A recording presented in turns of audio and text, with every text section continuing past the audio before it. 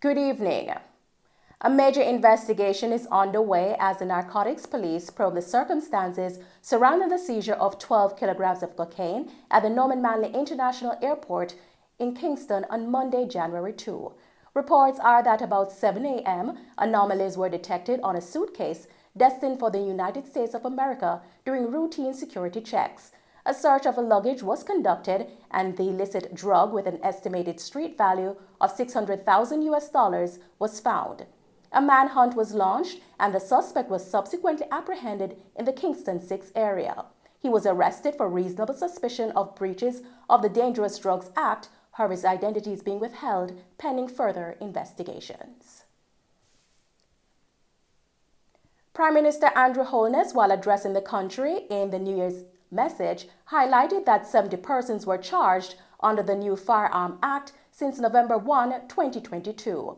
Those charged are between the ages of 16 and 30 years old. We have been earnest in our efforts in the past year in controlling crime, particularly murders, and improving public order. Now, it cannot be disputed that Jamaica has an epidemic of violence, which results in intentional killings, murders. Guns are the main enabling weapons used by violence producers, and ease of access to guns of itself extensifies fatal violence. Last year, we took a major step in deterring the procurement, possession, trafficking, and use of guns by passing a new Firearms Act, which has totally transformed the legislative framework around legal and illegal guns in Jamaica. It is now a minimum 15 years to life for a person convicted of an illegal gun offense. Since the coming into force of the new Firearms Act on the 1st of November 2022, over 70 persons, that is a rate of more than one person per day, mostly young men between 16 and 30 years old, are being charged with offenses relating to illegal guns. The security forces are increasing their surveillance, intelligence, and operational capabilities to detect and recover illegal firearms and those using or possessing them. This means that the rate of arrest for illegal firearm offenses will increase. I want to take this opportunity to appeal to our young men who are both the perpetrators of gun crime and the victims of gun crimes to turn away from guns. Mr. Holness also noted that there will be legislative amendments in 2023 which include increased penalties for murders. In the next few months, we will take amendments to Parliament to significantly increase the penalty for murder to over 30 years. We will streamline the bail process with the passage of a new Bail Act. A new corrections bill will be tabled, a new fingerprint bill will be tabled, and the enhanced security measures bill will also be tabled. This year, a clear message will be sent to violence producers that law enforcement and the criminal justice system is not a revolving door. Criminals will begin to understand that we are changing the risk-reward dynamic of crime in Jamaica. The probability of being caught is great.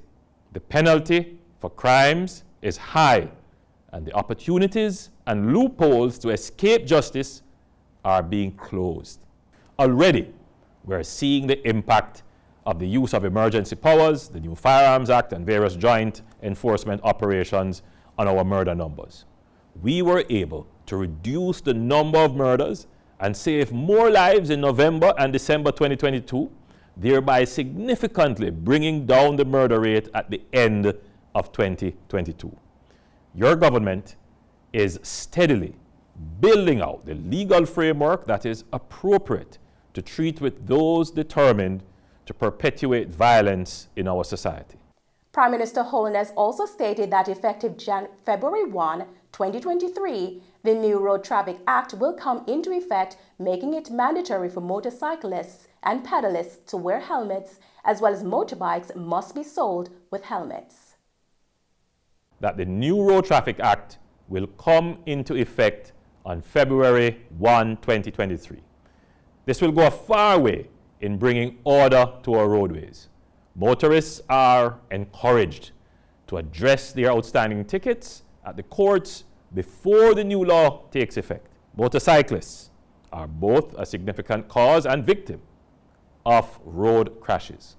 The new law makes it mandatory that all riders and pillions must wear a helmet, and that motorbikes must be sold with helmets. The capability of the police to issue electronic tickets will more than double with the arrival of e-ticketing devices in the next few weeks. Under this new system, warrants will be issued in a seamless and timely manner.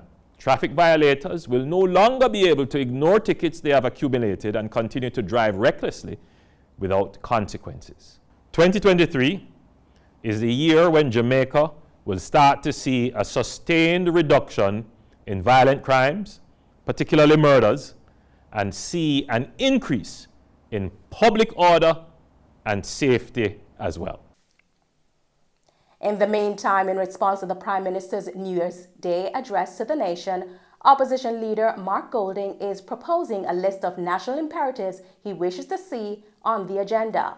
Mr. Golding noted that the issue of national security is the most important agenda item for any future Royal talks.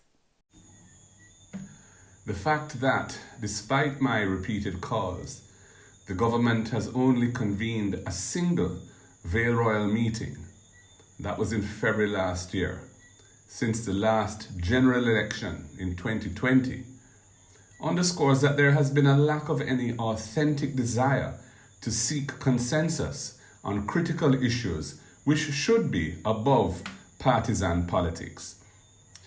We therefore wish the next Vale Royal talks to include a mutual commitment to continuous consultation to build consensus on making Jamaica a safe place in which to live, as this is a priority of our people at this time.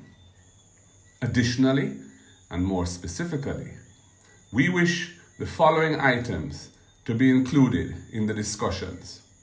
Firstly, a comprehensive national program to engage youths at risk. Secondly, a new legislative mechanism to target known so-called violence producers, and we have already formulated our proposal in that regard. Thirdly, reimagining and redefining the scope of zones of special operations, ZOZOs, as the main tool to restore order and peace in troubled communities when there are flare-ups. Fourthly, we need a shared understanding of the specific objectives of the proposed and long overdue legislation for enhanced security measures. And finally, we need an immediate reset of the Government of Jamaica's engagement with the Jamaican diaspora's experts on crime and security matters, so as to achieve a productive footing that could help Jamaica overcome our most serious national problem. Several breaches of the Firearms Act in Clarendon and St. Catherine over the holiday period resulted in 2 men being arrested for possession of prohibited weapon and possession of prohibited ammunition following a seizure on Juna Crescent in Maypen, Clarendon on Friday, December 30, 2022. Reports from the Maypen police are that about 10:45 a.m., a joint police-military operation was carried out on Juna Crescent. A search was conducted and 1 12-gauge shotgun and 6 12-gauge cartridges were found to the rear of the premises wrapped in a crocus bag. The occupants of the dwelling were taken into custody, however their identities are being withheld pending further investigations. Another 5 have been arrested and charged with possession of prohibited weapon, unauthorized possession of ammunition, and trafficking a prohibited weapon after the vehicle they were traveling in was searched on Spanish Town Road, Kingston 14 on Thursday, December 22, 2022.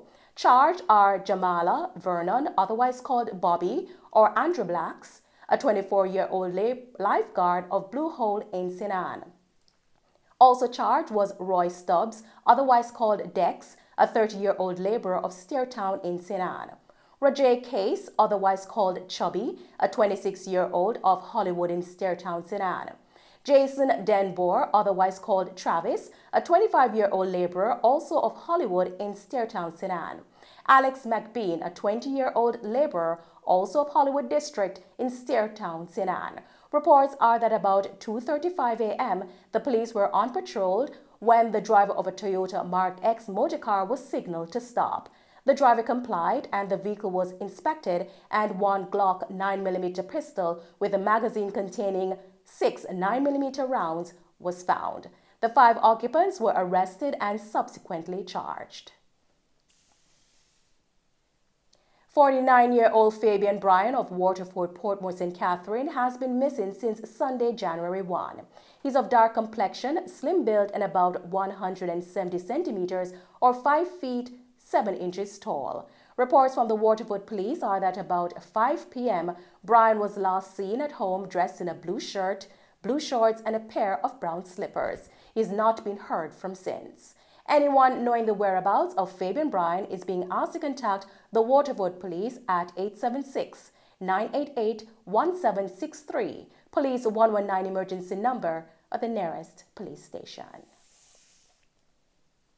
In a Mello TV News follow-up, a St. James man who was charged last week with the murder of 5-year-old Tavoy Cummings and 26-year-old Simew Shaw, who were both shot and killed at a funeral service in Johns Hall, St. James on Sunday, November 20, 2022, is scheduled to make his first appearance in the St. James Parish Court this week. The accused, 22-year-old O'Brien Hunter, otherwise called Birch, a laborer of Johns Hall community, was charged last week with 2 counts of murder, wounding with intent, and shooting with intent. Reports are that on Sunday, November 20, the 5-year-old and both his parents, along with Shaw, were in the process of leaving a funeral service being held at the Johns Hall Seventh-day Adventist Church. They were seated on board a white Toyota Axiom motorcar when they were pounced upon by armed men who opened fire, hitting Tavoy, his father, and Shaw. They were all rushed to the Cornwall Regional Hospital, where the 5-year-old and Shaw were pronounced dead. The child's father was treated and admitted. Following an investigation, Hunter was taken into custody and subsequently charged. An American national and a JDF soldier were among 5 killed in separate road accidents across western Jamaica over the New Year's weekend. 44-year-old Javon Amos of Justice in Illinois, USA, died from injuries he sustained after being hit by a motor vehicle while attempting to cross a section of the Rose Hall Main Road in Montego Bay, St. James at approximately 12:30 a.m. on Saturday. Meanwhile, 20-year-old JDF private Giovanni Morris succumbed to injuries at the Savannah Lamar Hospital on Monday morning after the JDF service vehicle in which he was traveling collided with a water truck along the Betheltown Main Road in Westmont on New Year's Day. 19-year-old Iration Williams of Cornwall Courts in Montego Bay, 22-year-old Zidian Essen, a hotel worker of Granville in Trelawney, and 20-year-old Latonia Farin Mendez, a hotel worker of Lorimar's district, also in Trelawney. Later that afternoon, Mendez and Essen both lost their lives following their involvement in a 3-vehicle collision which occurred along the Wilshire Main Road, also in St. James.